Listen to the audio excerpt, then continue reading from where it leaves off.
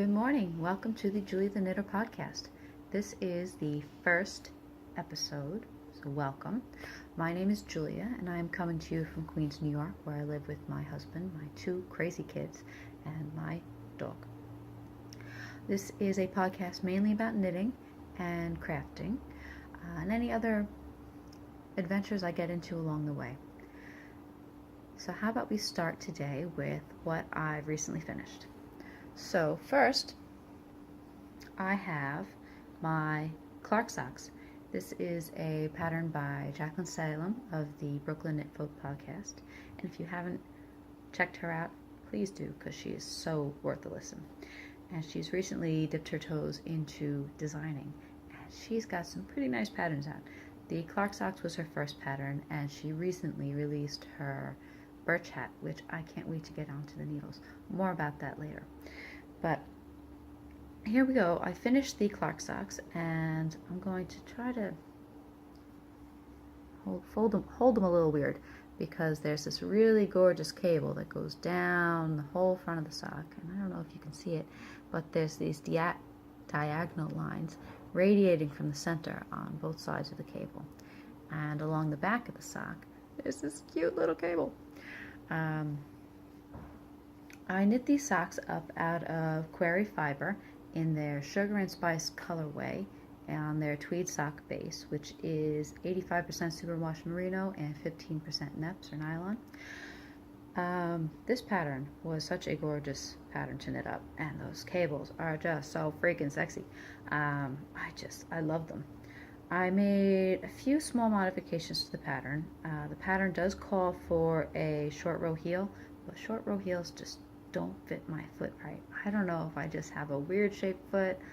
I don't know, but I'm more of a heel flap and gusset kind of girl, so I threw one of those onto the sock, and it fits like a dream. Also, the pattern has a stitch count that tends to be a bit too big for my foot.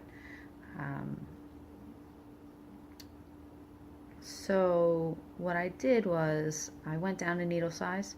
I knit them on a size 0 needle, and when I was doing that, I wasn't sure if it would work out, to be honest, because I know cables do pull the stitches in quite a bit, but after blocking, they fit really nicely, and I know as time goes on they'll probably stretch out a little bit, so I'm really happy with the way these came out, and the color is just so fall. I've had this yarn sitting in my stash for probably 2 years now, and I've just been waiting for the right project for them, and every now and again I'd see something like, oh, maybe I'll knit that out of this yarn. Like, I know the Pumpkin Spice Socks by Cece Alman of the Geeky Girls Knit podcast. I know she's got a really cute pumpkin spice latte pattern, something along those lines, and that was a real contender for a while, but it just never came to fruition. But when I saw this pattern come out from Jaclyn, I said, nope, this is the one. When you know. So I knit them up, and I didn't turn back. They were absolutely gorgeous. Such a pleasure to knit, and I'm glad that we might finally be getting some cool fall weather in New York sometime soon to wear these. So that's that. I also recently finished a pair of vanilla socks out of Patons Kroy sock stripes, and this is the blue stripe rag colorway. I think everybody and their mother has knit a pair of socks out of this yarn. I'm probably the last person anywhere to jump on the boat, but these, oh my goodness, these socks, I knit them for my mom. They are probably one of the quickest pairs of socks I ever knit. From start to finish, cast on to blocked and ends woven in, I had these babies done in a week, which for me, that's a really fast pair of socks. It usually takes me like 2 weeks. If it's a pattern sock, maybe longer, but I don't know, maybe it's just self-striping socks. I can't resist them. It's like potato chips or Pringles even, which is even worse. You just gotta get to that next step. You just gotta get to that next stripe, and I just couldn't help myself. They knit up really, really quickly. I wish my mom's foot was a little smaller. Actually, it's probably good that her foot's a little too big for me, because then the socks are a little too big for me to steal. So that's those socks. Those are a pair of vanilla socks. I didn't really use a pattern. It's just my go-to, what works for me, which is kind of, I knit it till it looks right. But those are those socks, and those are for my mom. They are kind of like a late birthday present, in a way. My parents moved upstate this last summer, so I didn't see my mom for her birthday, and she is staying with us for the week, so I had them ready for her for this week, and she got them, and she loves them, and I know she can't wait to put them on. That's it for as far as finished objects go. I do have another sock that I cast on a few days ago, and it's my first Christmas project for the year, which, let's be honest, this puts me woefully behind for my Christmas knitting, because I typically start at the end of August, beginning of September, and it's mid-October and I'm just starting. So let's see what happens this Christmas. But this is a pair of socks for my husband, and I am knitting it up out of Baerenwolle sock, Baerenwolle yarn, on her BAERfoot sock base, and the colorway is called Northern Lights, and it's this black yarn, and it's got neon greens and dark greens and these purples and grays in it. It's actually really cool. And I cast these socks on in a size 2 needle, which is normally what I use for my husband, a size 2 needle with 64 stitches. But I was knitting it up, and I noticed this yarn's a little thicker than a lot of the indie dyed sock yarns. And the socks were just coming out too wide, so I had initially cast them on 2 at a time, and they were just looking too wide, so I ripped them out, and I started over yesterday, and I'm just doing one at a time because I've got one end wrapped around it, and it's just easier that way. So there's not much going on here just yet. It's just, you know, a 2x2 rib, little cuff, and the colors are pretty cool, and I like it. And that's really all that can be said about that. That is, again, it's Baerenwolle yarn in her BAERfoot sock base, and Northern Lights is the colorway. It's an 80% superwash merino and 20% polyamide. It's got this nice feel to it. It's so squishy, and I really like it.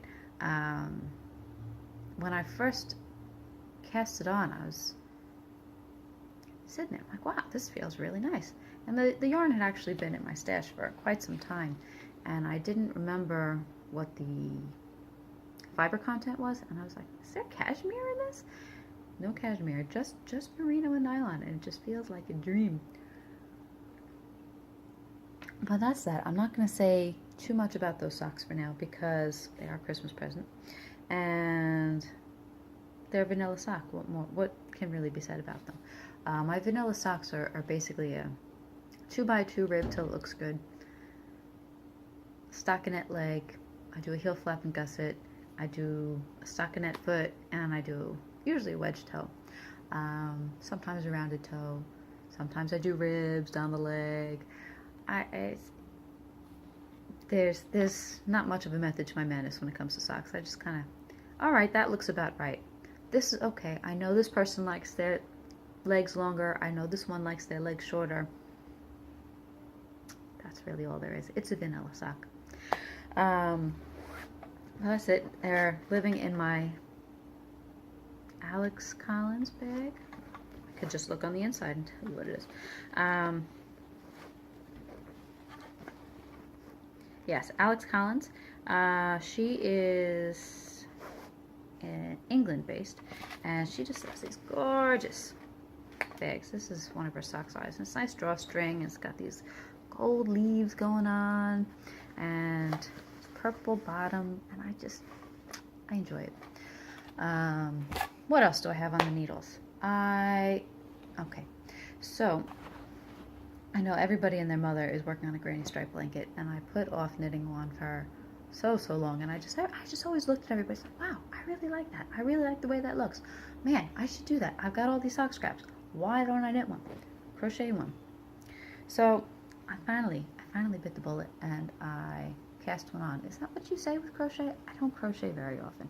It's one of those things that I know how to do, but I never do it, so I always think that I forgot how to do it, but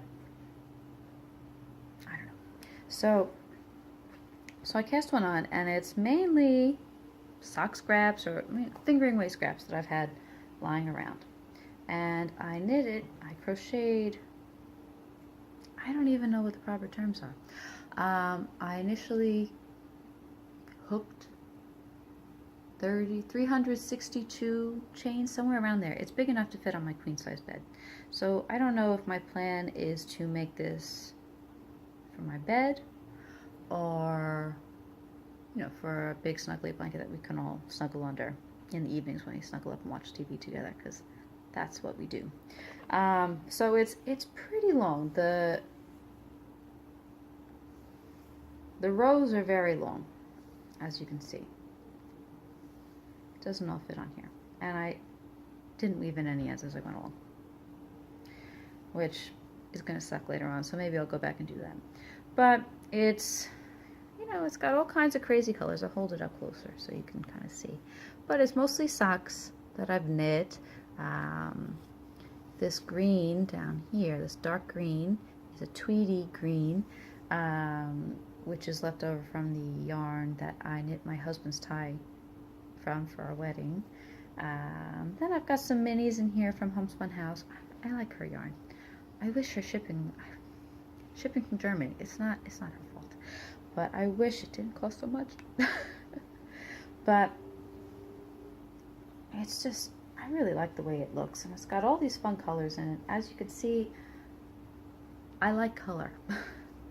So when my friend Steph had seen a picture of it, and she's like, well, you could tell you really gravitate to certain colors. And I'm sitting here looking at it, I'm like, I wouldn't say that.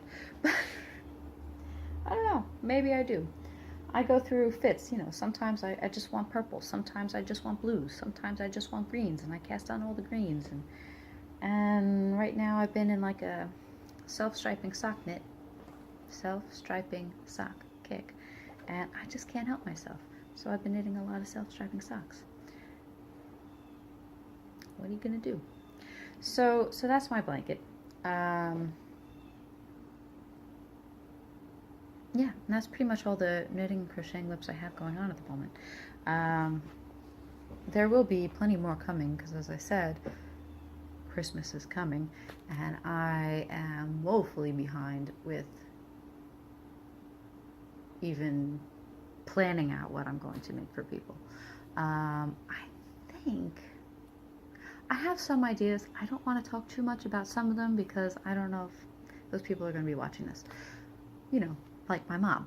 So I'm not going to say too much about those things. But one of the projects I was thinking about doing is the birch hat that Jaclyn Salem recently released. I mentioned it earlier. And it's this really nice beanie hat, and it's got herringbone stitch all around, and a pom-pom, which I've never done a pom-pom. Maybe I will, maybe I won't. I don't know, maybe it depends on who I'm making the hat for. So I went to go cast one on the other day, and the pattern calls for a size 4 needle and a size 10 needle, and I can't find my size 10 needle anywhere. So I've got a few ideas where it could be. It might be in this bag I have of a very long languishing whip, which in all honesty needs to be frogged, but I think that's probably where the needle is. I have to go check. But that project is the Branches sweater by Alana Dakos of Never Not Knitting, and it's this really nice like sweater jacket. It's heavy. I'm knitting it up in Cascade Eco, you know, those like real big skeins, and I started knitting it before I got pregnant with my son. Now my son's about to be 2, and I finished the back, and it was coming along really nicely. It's got this, it's a little fitted like on the top, and it kind of flares out almost like a skirt, like around where your hips are. Not a skirt, but it kind of goes out a little bit. And it's got this cabled leafless tree on the back, which is really nice. And I finished the back, and I started the front. I think I was knitting the front 2 at a time, and I was about halfway done with the front. Over the course of knitting that, I got pregnant with my son, and I lost my knitting mojo for quite some time, and I just really wasn't knitting and just had no desire to pick anything up, which is so unlike me. And also, pregnancy brain kicked in.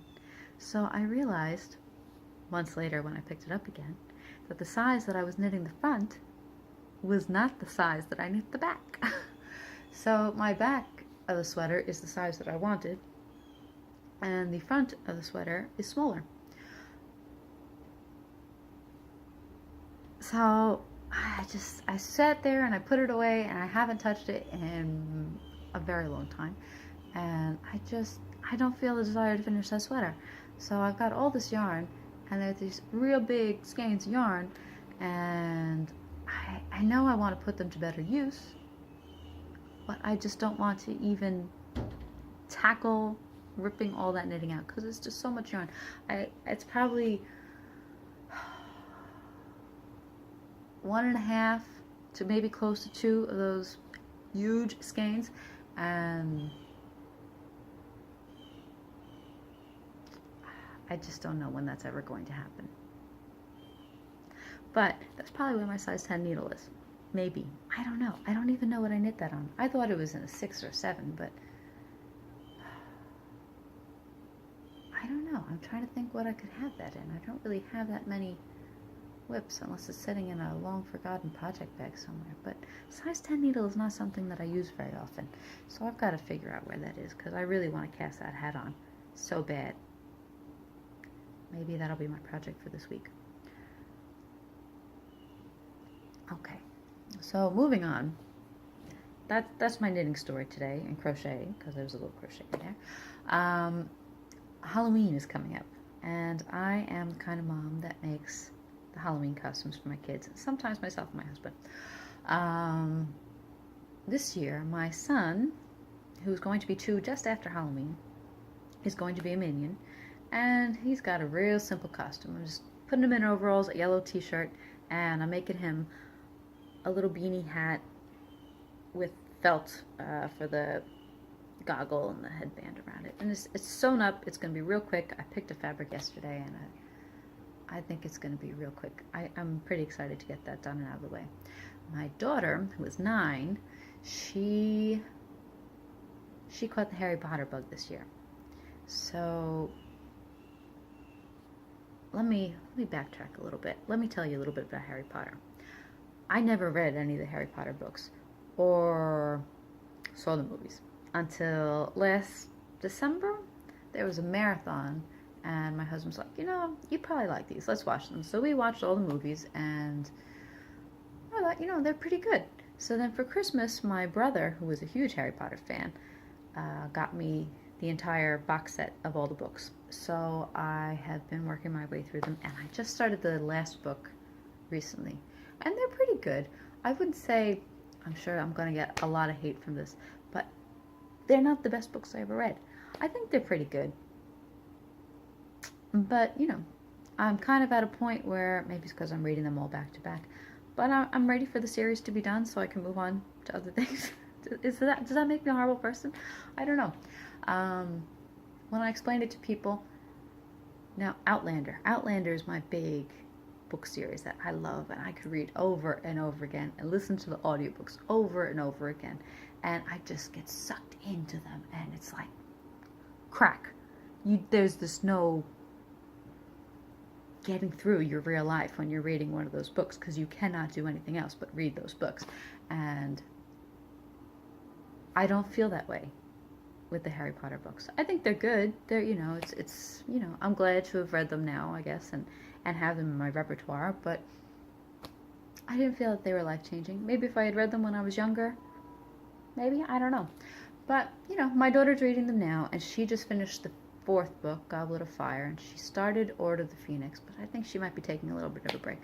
But she wants to be a Hogwarts student for Halloween.